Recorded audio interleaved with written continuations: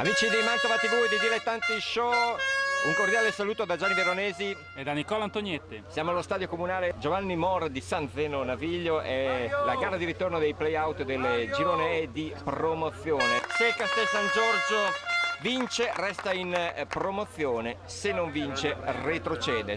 Attenzione a questo disimpegno, poi il pallone che viaggia per Guidi in area, Guidi, pallone a sinistra, Azzarelli, 17esimo, il Castello è in vantaggio, Azzarelli, il gol di Azzarelli. Un break improvviso Gianni, la palla era ancora nell'area del Castelli, rilancio improvviso, bravissimo Guidi a sfuggire agli avversari, palla in mezzo e per Azzarelli è stato un gioco 1-0, gol fondamentale. Ecco il pallone, il tentativo e colpo di testa di Sebastiani e poi il pareggio del San Zeno su dormita colossale della difesa. Ancora una volta su una palla inattiva il Castel San Giorgio pecca di concentrazione.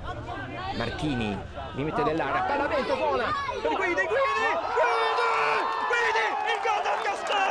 gol del Castelli al 70esimo, Marco Guidi, il Castelli di nuovo in vantaggio. Abbiamo detto Gianni, ci voleva calma, bisognava riuscire a continuare, crederci, continuare ad attaccare, ad impostare delle azioni giocando palla a terra e Guidi conferma la sua ottima stagione riuscendo a segnare il secondo gol del Castel San Giorgio.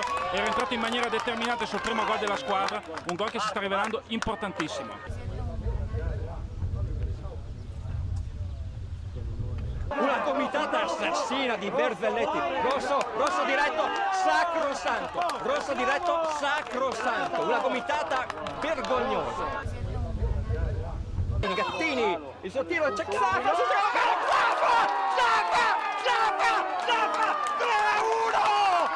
Castelli!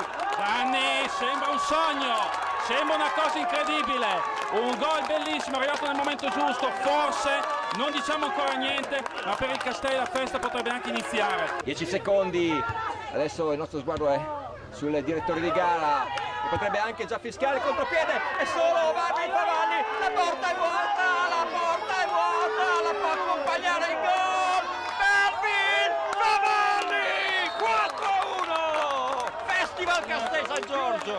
Gol facilissimo Gianni, però un premio meritato per questo ragazzo e adesso la festa per il Castelli può cominciare, l'arbitro dice che è finita, 4-1, una vittoria meritatissima, il Castelli è salvo.